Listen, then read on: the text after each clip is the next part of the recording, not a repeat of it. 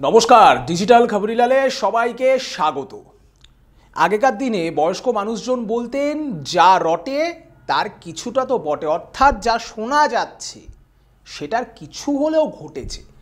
এই মুহূর্তে তৃণমূলের অভ্যন্তরে একাধিক দ্বন্দ্ব, প্রবীণ নবীন বিতর্ক থেকে শুরু করে একাধিক বিষয়ে একদিকে সর্বভারতীয় সাধারণ সম্পাদক অভিষেক ব্যানার্জি, তার সাথে তৃণমূল সুপ্রিমো মমতা ব্যানার্জির একটা দ্বৈরথ, একটা মনোমালিন্য, একটা অশান্তির আবহের কথা কিন্তু বিভিন্ন মহল থেকে শোনা যাচ্ছে। ফলে সেটা নিয়ে কিছু না কিছু তো অবকাশ নিশ্চয়ই আছে, নইলে এরকম গুজব আসবে কেন? গুজব যদিও বলা হচ্ছে, কিন্তু গুজব তো আর এমনি এমনি রটে না, কিছু তো হয়েছে নিশ্চয়ই। কিন্তু আরেকটা জিনিসও একেবারে চোখের বালির মতো কচকচ করে সবার চোখে লাগছে, সেটা হলো অভিষেক বন্দ্যোপাধ্যায়ের অনেকটা একলা চলনীতি। এর আগে বহুবার আমরা তৃণমূল সুপ্রিমোকে বাম আমলে দেখেছি, সিপিএমের বিরুদ্ধে আন্দোলনের সময় কংগ্রেসের হাত ছেড়ে একলা চলো, বিভিন্ন সময় তিনি এই শব্দবন্ধটা ইউজ করতেন, ব্যবহার করতেন, একলা চলো।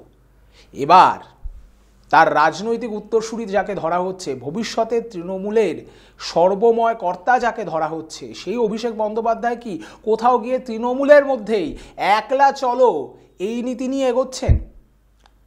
বলা হচ্ছে, সূত্র মারফত যা খবর পাওয়া যাচ্ছে, বেশ কিছু ব্যাপারে কিন্তু তৃণমূল সুপ্রিমোর সঙ্গে অভিষেক বন্দ্যোপাধ্যায়ের মতানৈক্য ঘটছে।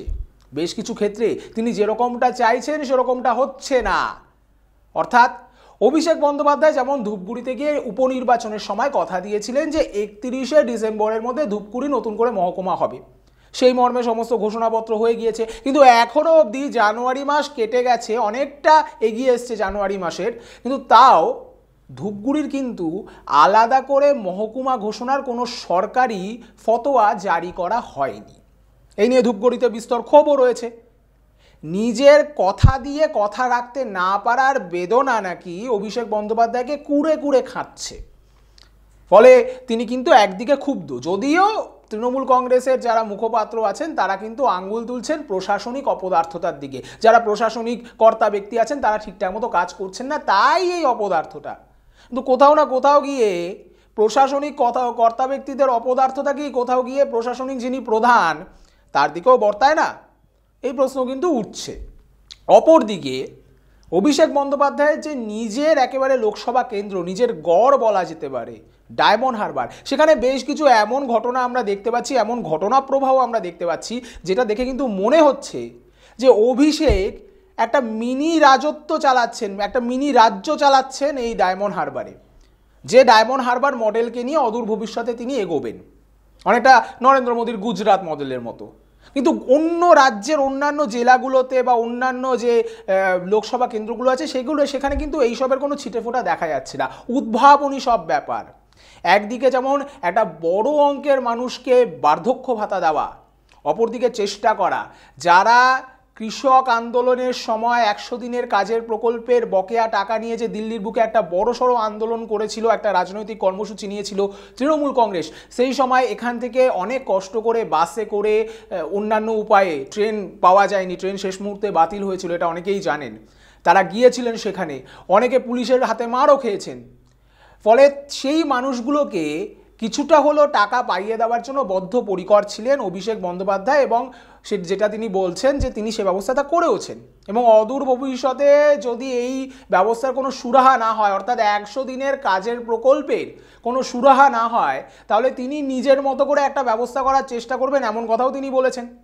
অপরদিকে ডায়মন্ড হারবারের মানুষকে, যারা বার্ধক্য ভাতা পাচ্ছেন না, তাদের জন্য বিশেষ শিবির খুলে তাদের নাম নিয়ে রীতিমতো দলের কিছু স্বেচ্ছাসেবক যারা নিজে থেকে টাকা দিতে আগ্রহী তাদেরকে বলে তাদের থেকে টাকা ব্যবস্থা করে একটা বিপুল অঙ্কের টাকার জোগান নিয়ে এই মানুষগুলোর হাতে টাকা তুলে দেওয়া, কোথাও না কোথাও গিয়ে এটা কি সরকারকেই চ্যালেঞ্জ করে দেওয়া, সরকারের চ্যালেঞ্জ, মানে সরকারকে একটা চ্যালেঞ্জের ছুটে দেওয়া যে দেখো আমি করে দেখাচ্ছি, তোমরা তো পারছো না।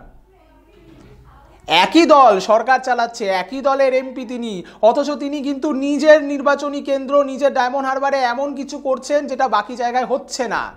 কোথাও না কোথাও গিয়ে মমতা ব্যানার্জির সাথে তার যে ফারাক, সেটা কি তিনি সবার সামনে তুলে ধরতে চাইছেন? এটাও কিন্তু একটা প্রশ্ন। অনেকে বলেন যে মমতা ব্যানার্জি না থাকলে তৃণমূল কংগ্রেস দলটা ভেঙেই যাবে।